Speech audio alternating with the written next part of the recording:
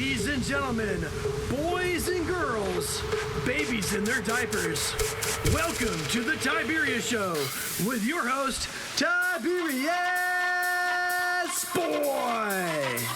That's me, Tiberius. Today, we're going to talk about some very awesome stuff. We have a video game about brain training, a book about escaping the Chernobyl disaster, and we have a totally awesome guest. Today we have the one, the only, the amazing Amy Sweezey. Wow, what an intro. I love it. Thank you. You're welcome. And Amy is an award-winning broadcast meteorologist and an author. And that's my favorite book. I can't wait to tell you all about it. Sweet. Well, today we're going to start off with the video game of the week, and this is going to be a puzzle. And now it's time for the video game of the week.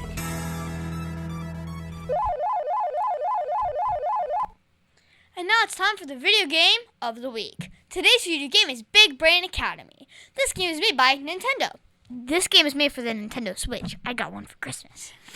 Nice. Well, Nintendo has made thousands of games. So, to start the game, they are asking you a few questions. Age, name, gender, job, and appearance. After all that, they offer you to practice and learn your skill level. Then they present you with the game of Whack-A-Mole, where they display the target at the top, and you try to hit the same exact target, and when they try to show you it while not hitting the items that do not match. So you don't want to hit the items that don't match of what's on the top. Okay.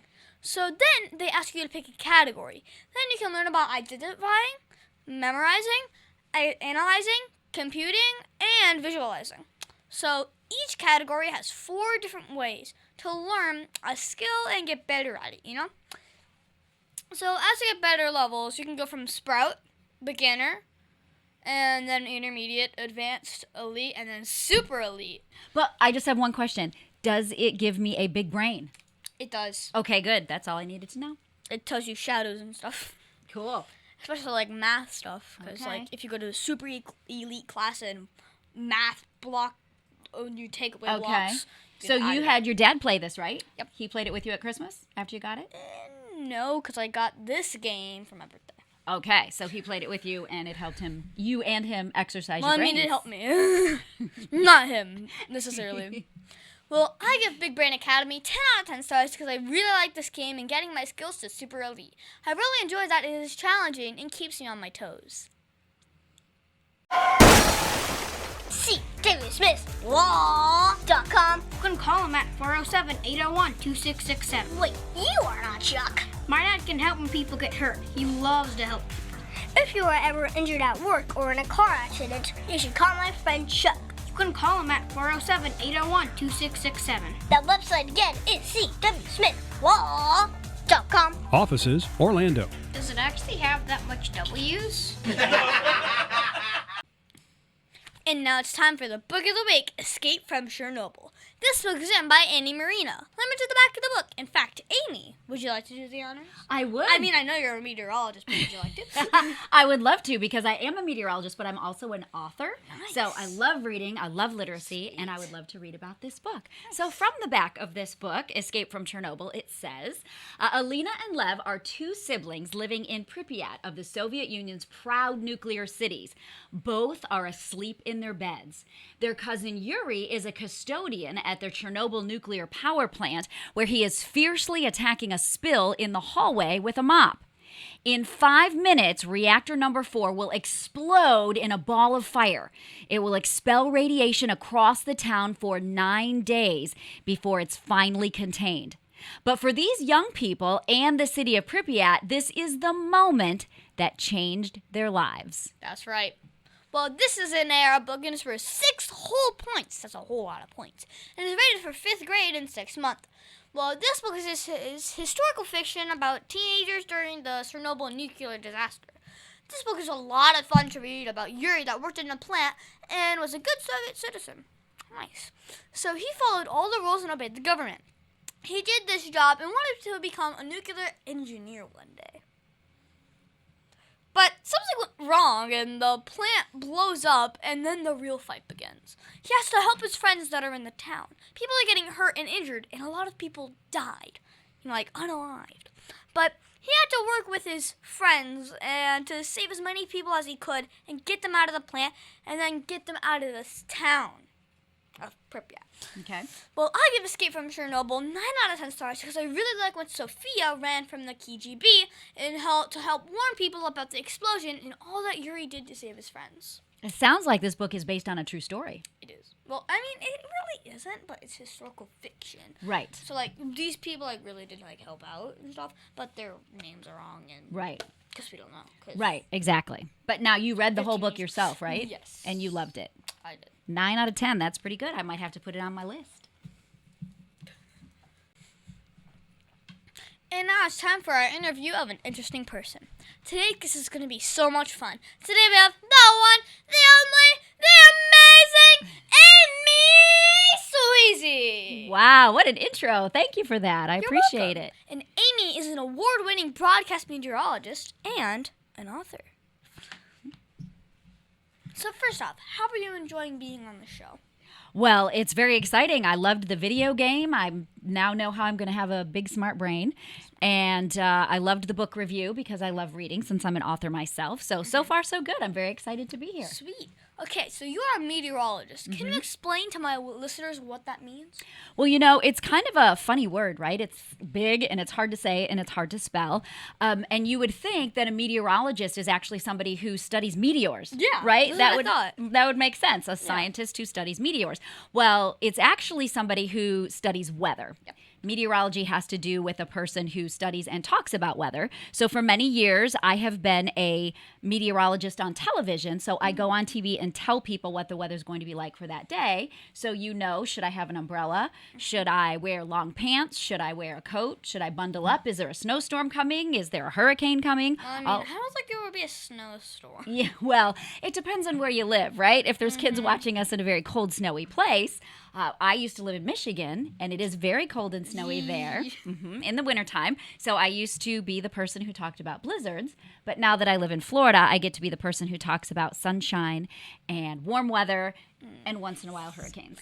So to be clear, you attempt to predict the weather and not create, make, or change the weather? Yeah, exactly. So I can't change the weather if people call and say, please, please, please make this hurricane go somewhere else, or please, please, please make it so it doesn't rain on my soccer game. As much as I would like to be able to do that, I can't.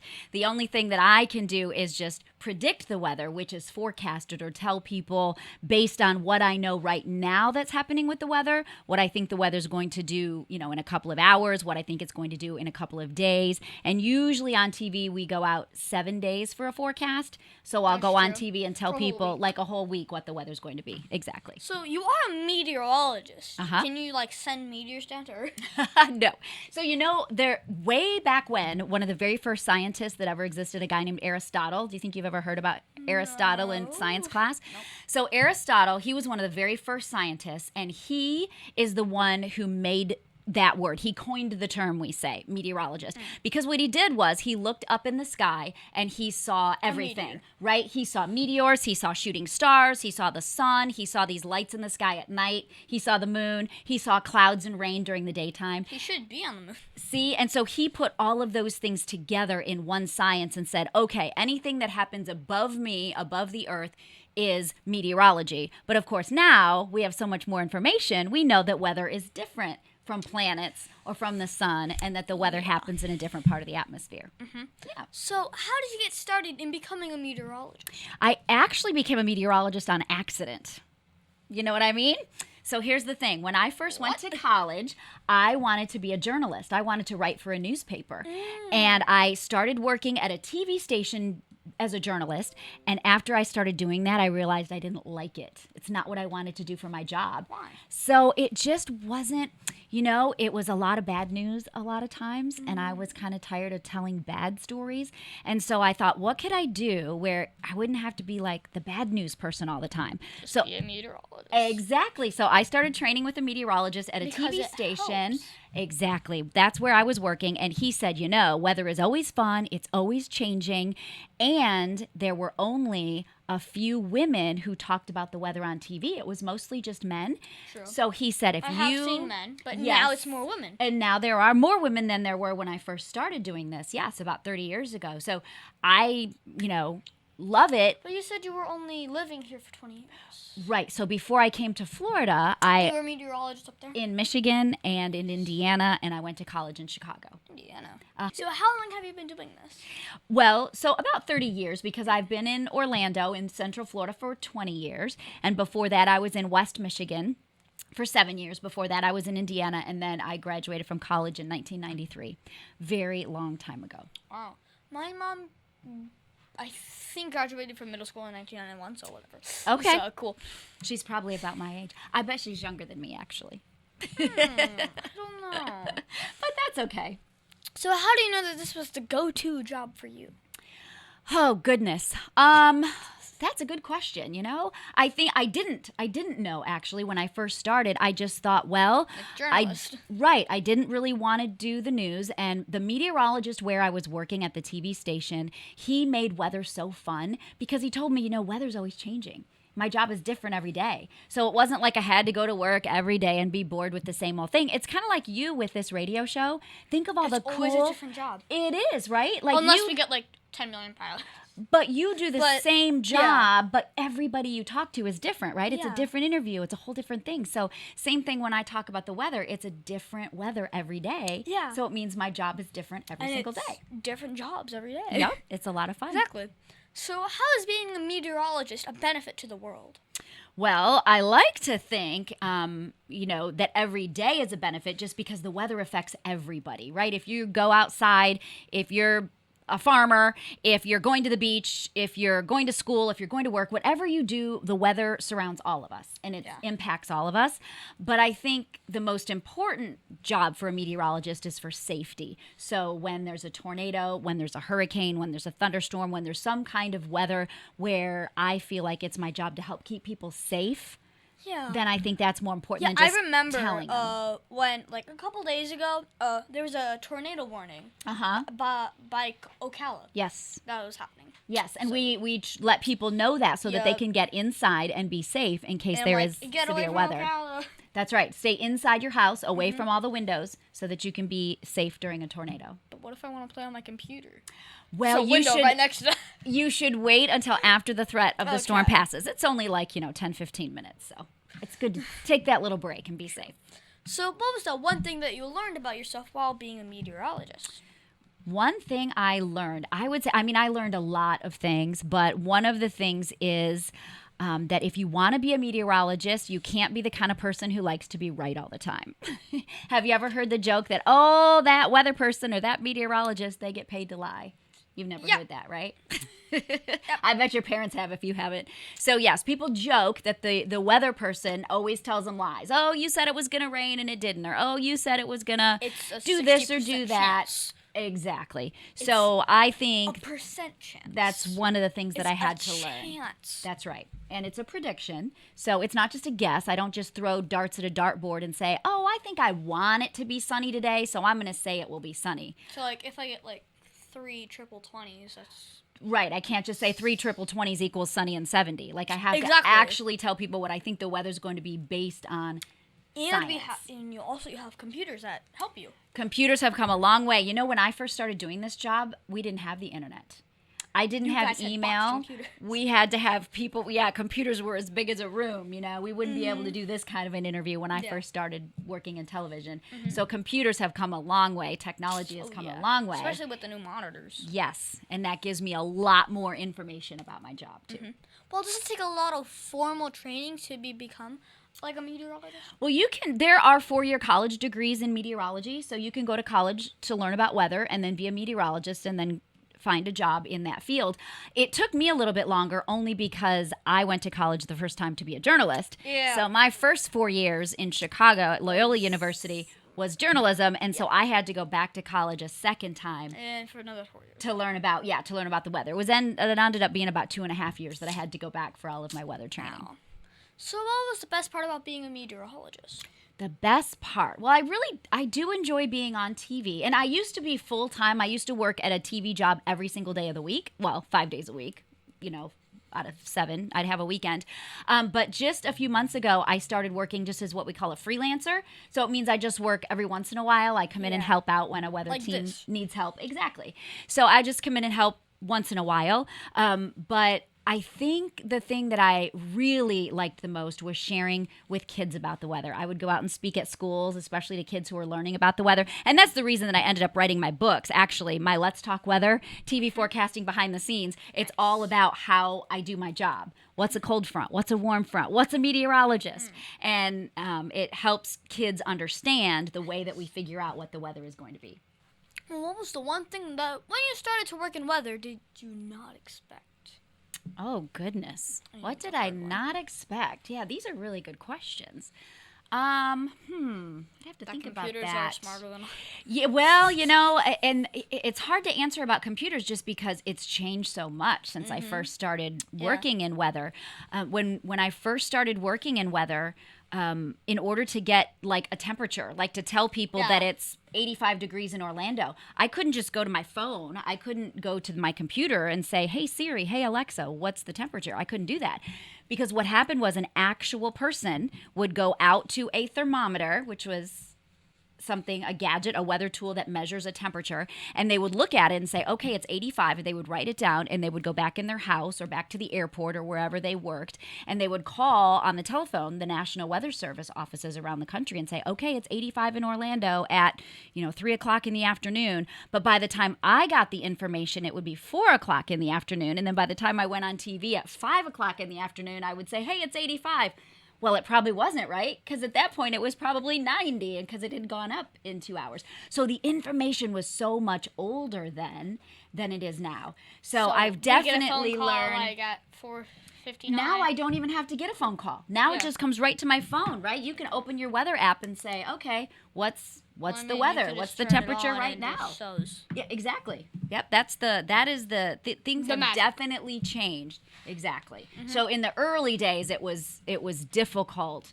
But I would say with all the information at our fingertips now, the information is so much more accessible, and that makes it much easier. So what's the hardest part about being a meteorologist? Probably the being wrong part. Here's the thing too, and we do joke about, oh, the meteorologist is wrong all the time. Well, here's the thing. If I was wrong every single day, I would probably get fired from my job.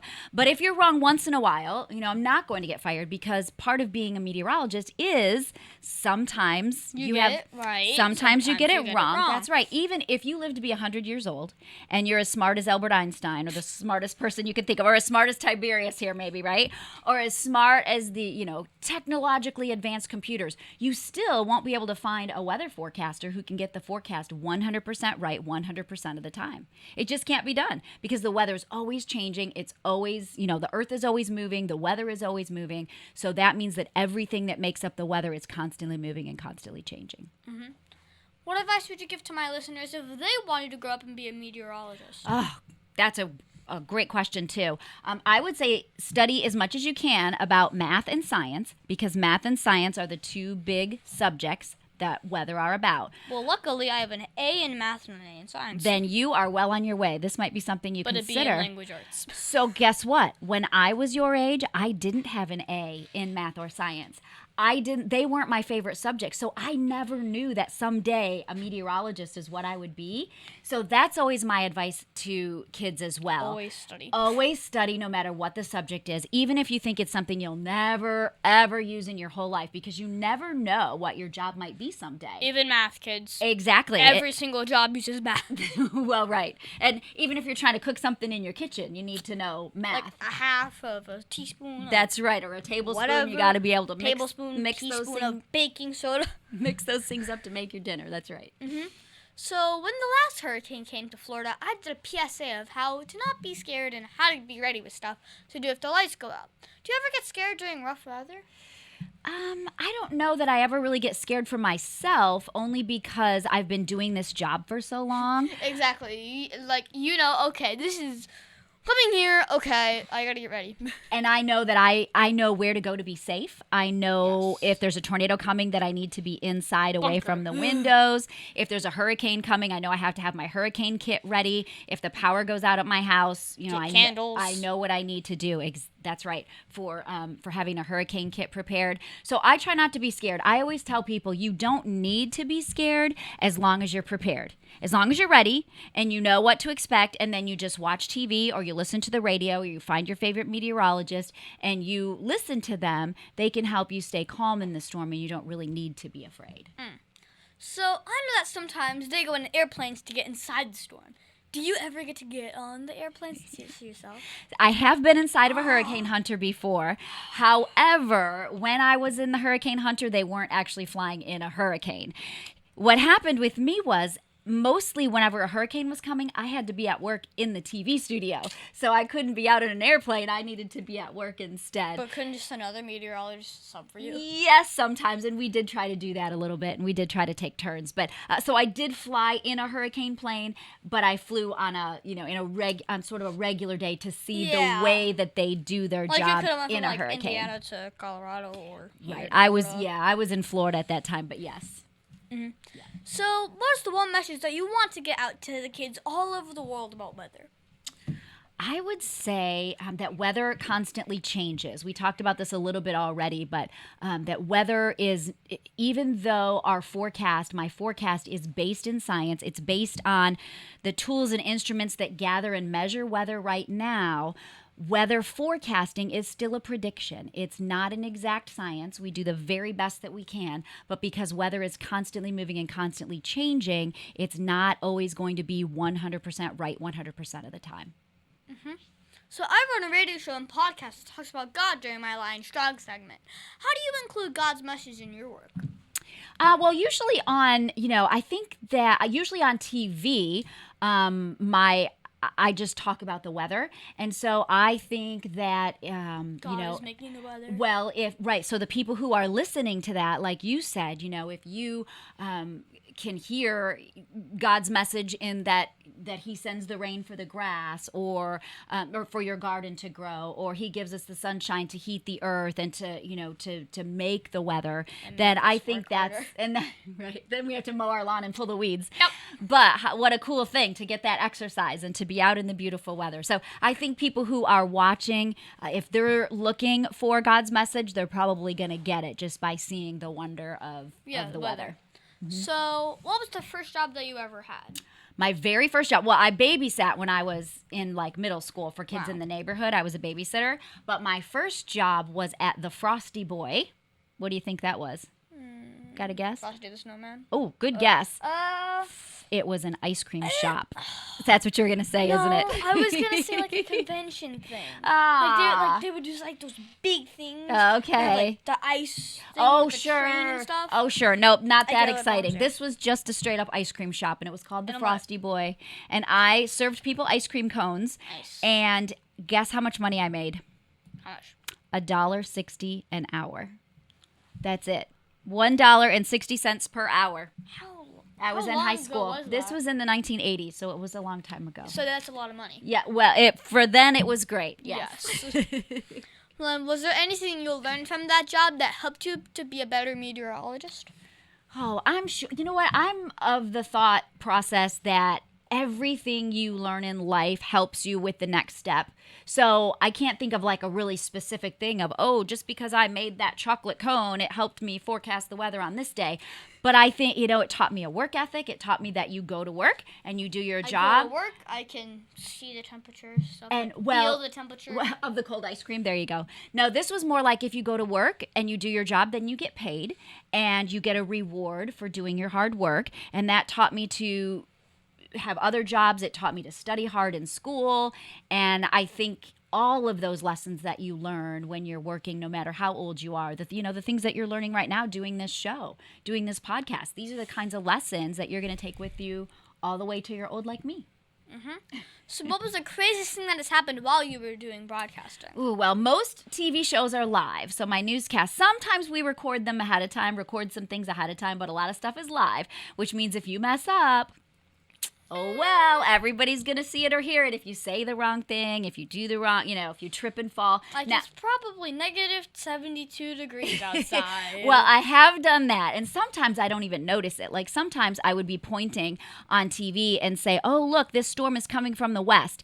And really, if you looked, it was coming from the east. But I didn't even catch that I said it until I would, like, see it later, and somebody would say, you said it was the wrong direction, and I didn't even notice it. So sometimes those things would happen.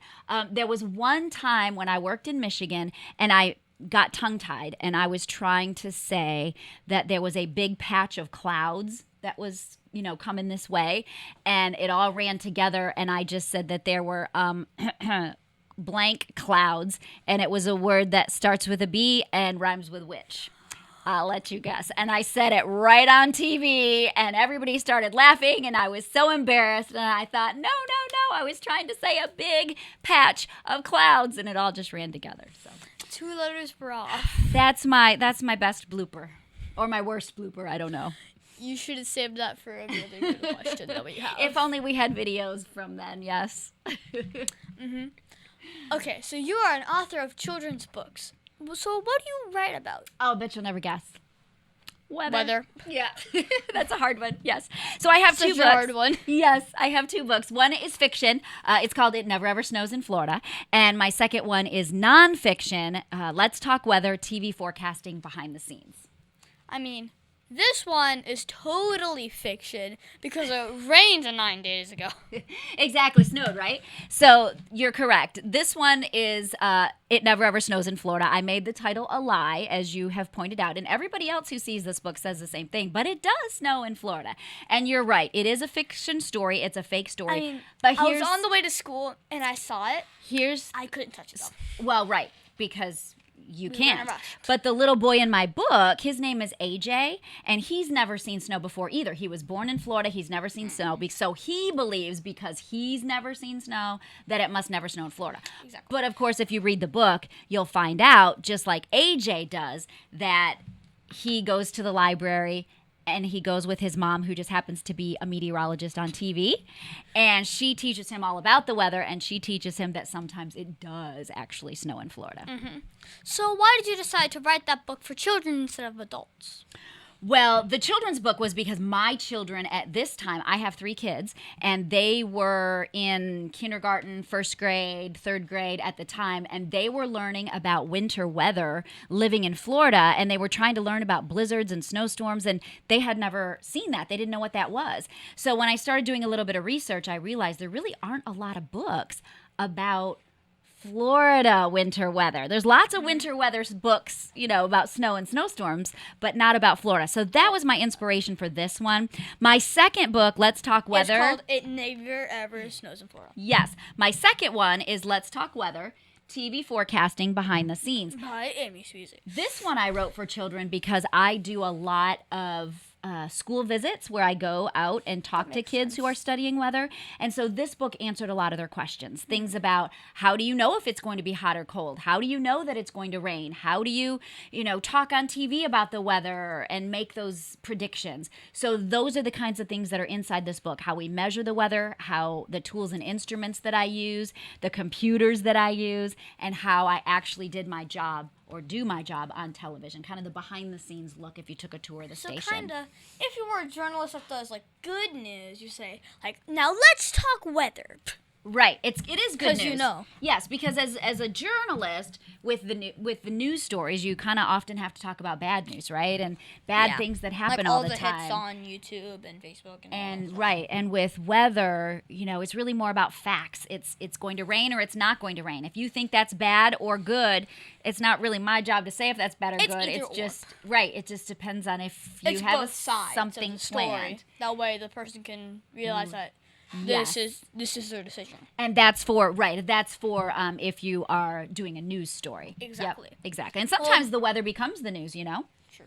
Well, my dad says that a lot of reporters and TV people only talk about the bad stuff or their opinions. Well, he wants me to ensure to show the good and bad sides of stories and allow the listeners to decide for themselves, like the old days.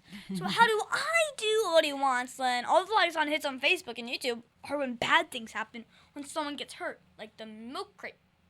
challenge? Well, it's a little bit like what you're doing with this show. You are interviewing people. You're talking about good, positive things, fun things like video games and reading and book reports. And, that if we can get the word out to get kids and even adults to focus on that, how cool is it that people are watching your videos instead of the negative stuff? I know, it's cool. Mm-hmm. So what was the biggest mistake you ever made, and how did it change you as a person? You mean when it comes to the weather or just in general in my life? In general. I don't know. I've made a lot of mistakes, a whole lot of mistakes. I don't know. I can't think of one in particular that really stands out. I do know that there was a time that I almost made a mistake by giving up on finding a job doing the weather, because remember, I was doing the news and I didn't really like it. And I could have very easily just been like, oh, I got this degree and I spent all this money to go to college. And so I just need all this to, time and that's right, time and energy. And I just need to suck it up and do my job and don't even, don't complain. And that would have been a really big mistake, because I am so happy that I switched to a career in meteorology and in weather, because I enjoyed it so much. instead of lying And I, like journalism. well, yeah, I mean, no. Sometimes. Right. So here's the thing. I have lots of friends who are journalists, and they definitely are not lying in their job. They are just trying to do their very best to present the facts and let you at home, as you're watching the news, decide what's going bad on. stuff happening. I mean, they're not Right. lying, No. but they're reporting reporting bad stuff. about unfortunately, shootings and stuff. One of the things I learned, and this is a lesson from a really long time ago when I went to school for journalism, was if your news story says that a dog bites a man, that's not really news, right? Dogs bite. I mean, it's maybe, but it depends on who the man is, right? But if you said a man bit a dog, now that's news, right? Because it's weird, it's unusual, it's strange. And so that's kind of, I think, the thought behind everyday stuff. Well, today, a man mowed his lawn. Okay, so today, accidentally a hurt a woman... child. Right. A woman pulled weeds, or, like everyday stuff people aren't really talking about. So it's the unusual things that TikTok become gets the news. Millions of hits by watching this particular video. Here, we will play it now. Right. And it could be, Bad stuff. maybe TikTok is going to bring back that normal, mundane stuff. Because how many times are you scrolling through TikTok and you just see somebody singing a song or sweeping their floor or doing some silly thing, and you're like, I can't believe I'm wasting all my time watching this stuff. When you can do this. When you could just go outside and play basketball or do something fun. Exactly. Or sing. Or sing. That'd be good too. So when you're not working with broadcasting and writing, what do you do for fun? What do I do for fun? Well, I have 3 children and a husband, so we try to do new things. Like, for instance, we do. We play cards a lot. We play Do you throw cards? some. No, you mean like literally throw them on the floor, like 52 card pickup? Kind of. 52 accurately. card pickup. I have It's played that fun. game. It's so Is much it fun? Okay, well. What if you lose a card? Well, too bad. That was 51. Yes, we try not to do that, because you do need all 52 to play most card games. We like to go to the beach too. Ooh, nice. Love the beach. I love to be outside in the sunshine, which is why I'm happy to be in Florida instead of a cold, snowy place, which is where I used to live. Like Michigan, yes, and Indiana. It's great in the summer, but I'm happy to be here where it's warm. Yeah. So is there anything else you think my listeners should know about you? Oh, goodness. Well, I just want to say thank you for letting me be a guest on your show. I quit my full-time job doing TV weather in May of 2020, right during the pandemic. And so since then, I do a lot more visits to schools. So if there are teachers or students that are listening, and you're in Central Florida, talk to your teachers, talk to your principal about seeing if they bring in guests, because I do love to come and visit schools and talk about my books and talk about the weather. So I do that a lot. I also have a couple of other jobs that I do just kind of on the side, a little bit like what you do. I interview people and I try to tell good stories. There's a company called Growing Boulder that has a really cool website, and I get to tell really cool stories about people for them. And I also do the weather for Spectrum News 13 as well, which is in Nice. Central Florida. So that's just freelance, so I just go in once in a while when they need extra help. Sure. But it's kind of fun because I get to do a little bit of a lot of the things that I Everything. love. Exactly. Like being here. I have time to be here instead. Otherwise, if I was still working my morning job, I would be in bed right now instead of being able to be here talking to you. Well, do you have a website or Facebook for my listeners who want to follow you? I do. Thank you for asking. Yes, it's all everything is my name. So Amy Sweezey, and there's 3 E's. Don't forget that third Z-E-Y. I'm amysweezey.com is my website. You can find my books under Amy Sweezey on Amazon. You can find me on Facebook or Twitter or TikTok or Snapchat. What did I forget? Instagram, LinkedIn. So remember, it's called AMYSWEEZEY. Good, you remembered. amysweezey.com. Thank you. I didn't read it off of that. Good. Smart of me. Yes. So what is that one question that you think I forgot to ask you? Man, you had so many great questions. I can't think of anything you forgot to ask me. Are you sure? We talked about my books. We talked about the weather. We talked about my jobs. I'm just, thank you for having me here. Well, you're welcome. And for being part of this. I love it. Well, thank you, Amy, for being my special guest. Can you stick around for Math Corners? Sure, I would love to. See David Smith Law.com. You can call him at 407-801-2667. Wait, you are not Chuck. My dad can help when people get hurt. He loves to help. If you are ever injured at work or in a car accident, you should call my friend Chuck. You can call him at 407-801-2667. That website again is cwsmithlaw.com. Offices, Orlando. Does it actually have that much W's?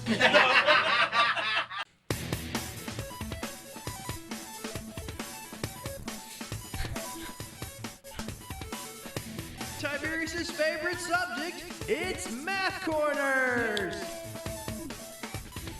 Well, thank you, Amy, for helping me with Math Corners. Yes. Today, we're going to talk about exponents and negative numbers. This is going to be fun! So we have been talking a lot about algebra lately, and I have been interesting in it. So I found an interesting issue in one of my homework assignments. They have a negative number with an exponent. My dad and I were trying to figure out if the answer would be positive or negative. So if you have parentheses -3 close parentheses squared, then you would take the -3 and times it by -3. So it would make it +9. Seems easy, but not so fast. So what if you have the -3 squared and do not have parentheses? In PEMDAS, parentheses go before the exponents. So if you don't have parentheses, then the exponent is done first. And if it was -1 times 3 squared, so since the 3 squared is done at first, it is -1 times 9, and the answer is -9. I'm so impressed by that. Thank you. Well, I will tell you, we spent over 3 hours trying to figure this one out. My dad said it was a lot of fun to work with math with me. And how did you just do it on paper with pen? Were you on the I mean, computer? Did you Google it? We did it on Google. Okay. Did it. We notified a mathematician, Oh. and he asked 3 more mathematicians Wow. So you to had figure out everybody this stumped. problem for me. And you thought it was just, did you do, please excuse my dear Aunt Sally? Is that how you say, is that how you remember PEMDAS? I didn't send the emails. Oh, okay. My dad sent I the bet your emails, dad did. so I bet he didn't say don't- PEMDAS. He said, please excuse my dear Aunt Sally. That's how I learned it. So, Amy, do you know all about exponents and negative numbers? Well, I don't know if I know all about them, but I know, what an exponent is, and I know what a negative number is. Nice. I'm So my first teacher step. says I would use math every day. Do you have to use math in being a meteorologist? Aha. When I first started with this job, yes, because a lot of the things I did without a computer, I had to actually do on paper. degrees and stuff. But now, just like you and your dad did with your, you were able to go ask people and you were able to get on the computer. The computer really helps me do my job. So it figures out a lot of the math equations for me. So I don't have to actually do the numbers every single day. Obviously, yeah. But I could, right? If I wanted to, it would just be fun, maybe. But it would be hard. But it would take a long time. It would take a long time. That's right. Well, thank you so much, Amy, for your help with Math Corners. You're welcome.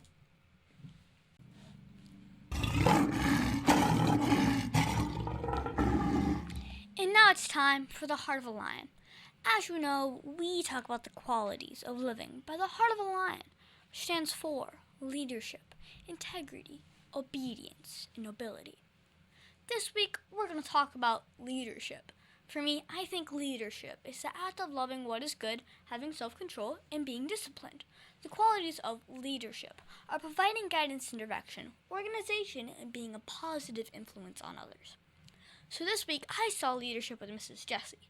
She was the instructor at the Manatee Cove. Our class did a field trip, and she told us how to snorkel close to the manatees and how not to kick or make splashes to keep them comfortable.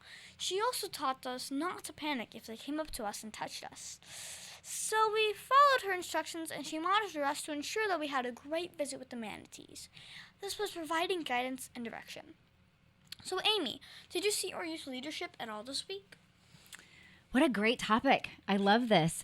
Since this is a kid's show, the first thing that pops into my mind is actually my son. He is in 10th grade, and he plays on his school basketball team. And his position is he's the point guard, which means he's the guy who brings the ball down the court and then passes the ball to his teammates. Right. And I love watching my son play basketball because he is tall, especially compared to me, but he also shows such great leadership in that position because, he's the one that kind of comes down and then makes the decision, okay, who should I give the ball to? Who's open? Who is in the best position to be able to make this basket? And all of that is happening while he's dribbling and dodging. Isn't that amazing? Which is crazy. And going around people. I know it. So I know he's only in 10th grade, but I love watching him play because I feel like he shows really good leadership qualities when he's in that position. Well, of all of the Heart of a Lion virtues, which is your favorite? Oh, I love leadership, integrity, obedience, nobility. It's so hard to just pick one, isn't it? You can pick multiple. I think I'll go with integrity. I just think that integrity is so important. Okay. The kind of person that you are when nobody's watching. It's real easy to be a good person when, I'm on television. I'm on the radio, I'm on a podcast, and I have to put on a show and pretend like I'm good. But when people aren't watching, exactly, who are you when you're at home with your family? What kind of person are you? If you think nobody's looking, are you going to take that candy that doesn't belong to you? Are you going to help your friend up who has fallen, or maybe your enemy who has fallen and help them up and help them do something? So I just think that integrity is a really, really important lesson that everyone needs to learn no matter what age they are. Mm-hmm. But we should always try and be lion strong in everything we do, shouldn't we? Absolutely. I love this. Leadership, integrity, obedience, nobility. Sweet. Mid-State Fire has been providing top-quality fire equipment services for 3 generations to the Central Florida area. Don't wait for an emergency to repair. Call Mid-State Fire today at 407-246-8855. Get your fire extinguishers and emergency lighting for both your home and businesses by visiting www.midstatefire.com. That number again is 407-246-8855.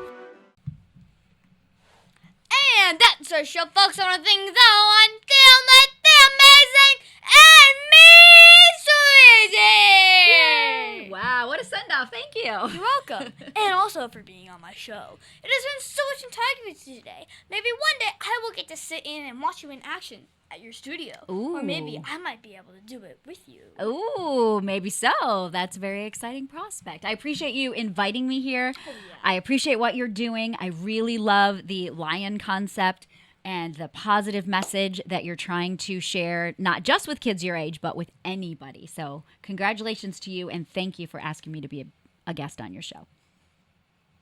Also, you can find me on Facebook and Instagram at The Tiberius Show. And please be sure to visit The Tiberius Show on YouTube and like and subscribe. Also, be sure to listen to us next week on The Tiberius Show with your host, Tiberius Boy.